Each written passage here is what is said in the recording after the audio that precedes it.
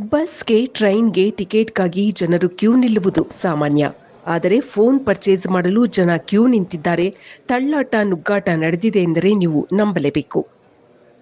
September 19 ಅಂದರೆ ಇಂದು ಪ್ರತಿಷ್ಠಿತ ಫೋನ್ಗಳಲ್ಲಿ ಒಂದಾದ ಐಫೋನ್ನ ಹೊಸ ಸೀರೀಸ್ ಮಾರುಕಟ್ಟೆಗೆ ಬಿಡುಗಡೆಯಾಗಿದೆ. IPhone 17, 17 pro, 17 pro Max, iPhone air ಈ ಫೋನ್ಗಳ ಮಾರಾಟ ಇಂದಿನಿಂದ ಆರಂಭವಾಗಿದೆ. ಹೊಸ ಫೋನ್ ಖರೀದಿಸಲು ಜನರು ಮುಗಿಬಿದ್ದಿದ್ದಾರೆ. ಆಪಲ್ ಸ್ಟೋರ್ಗಳ ಮುಂದೆ ನಿನ್ನೆ ರಾತ್ರಿಯಿಂದಲೇ ಜನ ಕ್ಯೂ ನಿಂತಿದ್ದಾರೆ.